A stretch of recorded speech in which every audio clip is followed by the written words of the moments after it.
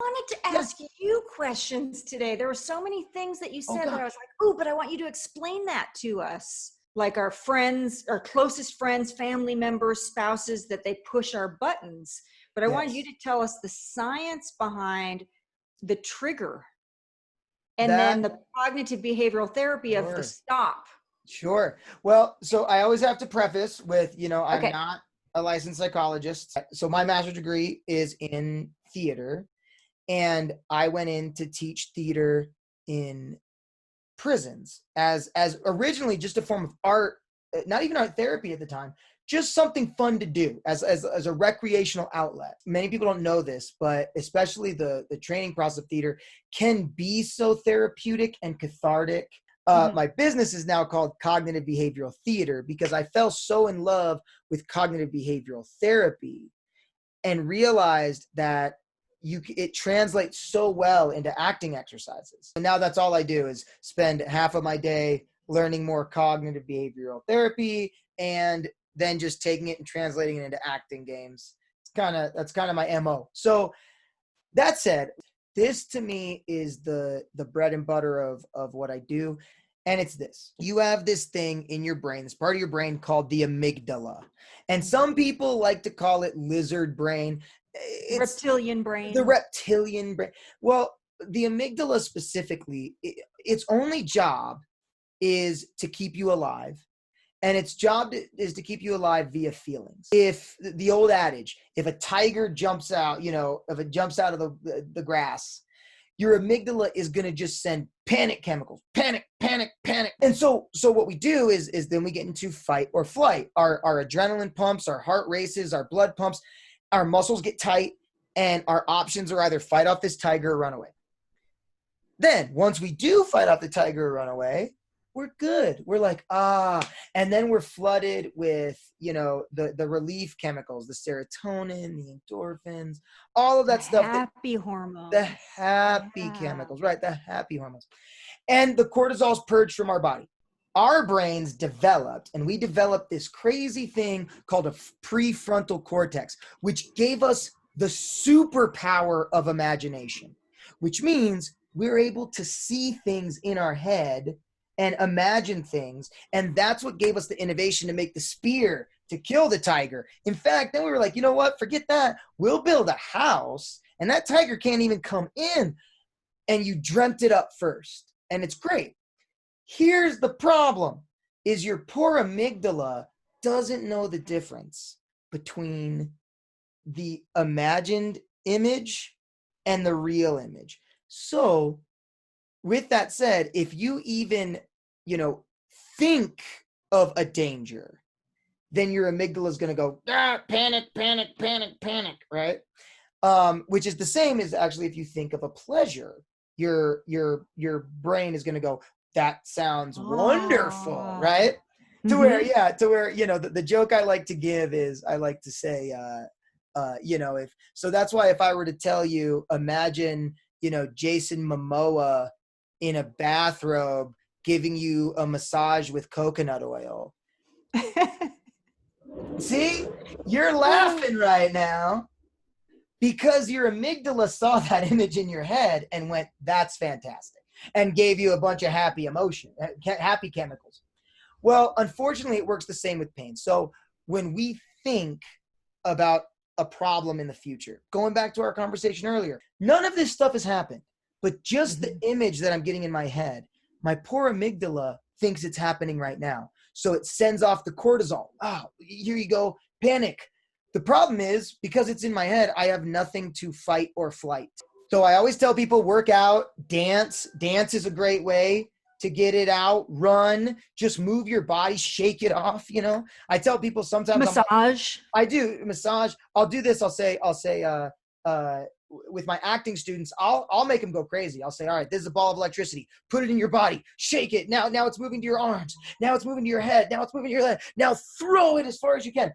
And you go, how do you feel? And they're like, oh, wow, relaxed. Yeah, because we took all that cortisol and got rid of it. I like how you physically in the space too. It's like move the molecules around. Yeah, you move. I do that. I do that all the time. I do there was a big TED talk about power pose. Power pose. Power pose. what they're really saying is muscle memory. Yeah, your body has memory. And when you're going like this, like there's never been a time you did this and you were in a bad mood. There's never a time you were like everything's awful right now. You know, like there's never a time. So your body's talking to your mind. But your body has. You don't tell them to do this. Yeah, right. You see that? I don't know if you caught the YouTube thing. My second episode of a segment I call "Shit I Learned in Prison." I talk about how the guys are like this when they come in. You can't. That's like you can't touch me. Right. But it's worse than that because first of all, you're guarded. You're guarding your heart. Yep. But this is the position you put your body in when you're about to go to bed. You're leaned back. So when someone goes, I just don't feel like doing it. Yeah, because your body's communicating to your brain, hey, it's about time to go to sleep. Now, sit up in your chair, okay? Sit right on the edge, okay? Lean in a little bit and put your hands Wiggle. Up. Huh? Yeah, wiggle a little bit and put your hands up like this. All right. Oh, now we're game on. Yes. Now, aren't you ready for something? Like pass it to me. Yes, exactly. You're alert. You're aware. It's because you have muscle memory. Your body remembers this. Oh, I know what this means. This means sleep.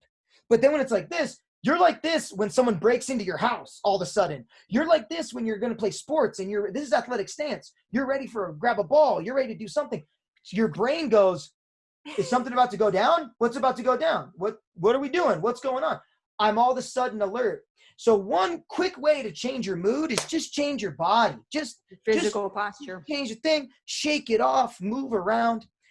But the two natural ways that your body has two built-in mechanisms to purge cortisol when you filled to the brim with stress. Mm-hmm. The two natural ways, the first is laughing. That is the natural way to purge it. And think about it. What do you do when you laugh? You move. Your body starts convulsing. Your face moves. Yeah, that's your central nervous system giving itself a massage, purging it. And you make this noise. What a weird, it's like monkeys cackling. It's this weird noise. But the noise it's all purging that fight or flight response. When you laugh, why do you laugh? Because you're happy. Your brain gets flooded with serotonin and oxytocin and all those happy chemicals like, this is great. You know, nobody says, oh, I hate laughing. Laughing is the number one way to just purge that cortisol, which is why I tell the guys, if you're so focused on stress, you just need it. If it's not immediate, I mean, look, stress is there to help you if there's immediate danger. If you're in your car and another car swerves into your lane, that cortisol is going to save your life. You know, it's going to help you to move. But if the stress is imaginary, then what I tell guys right away is you need to shut that off. You need to focus your mind on something that's going to make you laugh. Go turn on a YouTube video that's going to crack you up. Go put on a show that's going to make you laugh and relax, because right now you're purged to the brim with cortisol. You're not going to be productive. You're not going to be anything. You know, if you're in a fight with your spouse, if you have to separate or together, just turn on a funny movie. Turn on something funny where you can laugh together. Now, or not, you don't even necessarily have to change it so much. Like I stole something from a friend of mine. She was fighting with her husband, and right. she decided to play with it. Like, this is where bringing play to whatever you're dealing with. So her husband was on a tyrant, raging, lecturing her. So she handed him an imaginary microphone. He played along with her, and he was so mad, he took the imaginary microphone and then all of a sudden they're able to laugh together. So people listen to this. Just making a joke about it, and then all of a sudden you're like, now I'm delighted. Now, not only did that person who could have made me mad ruin my day, now they've brought me joy, because I'm imagining, the most ridiculous situation you possibly can imagine. Right? That's great. I love that. That's so awesome. So these are these wonderful little mental hacks that just make you laugh. You know, Yeah. I had a acting teacher who once said that his wife, they put it in their wedding vows. They had to make one promise to each other, no matter what, that, you know, it would be something. And I don't remember what his was, but his wife's was whenever he starts to get upset with her, whenever he starts to get mad about something or frustrated, before it's allowed to build, he's got to grab her and start dancing with her. That's the rule. Wow, that's cool. He's got to grab her, and they've just got to start dancing together. And then he's got to tell her what's bothering her in the middle of. And he said, brilliant. And he does it?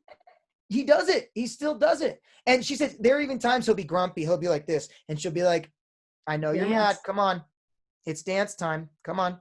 You know, and they'll still do that together. And that's just like this. Awesome. Isn't that great? That's this way of going, okay, I'm not going to let this mood or emotion control me. And what he's doing is he's just breaking up that. He's doing what we talked about before. Rather than fixating on the dance, he's shaking it up, smack it, do something different. Go start building new neurological clusters right now, you know, start doing that. And it's so effective.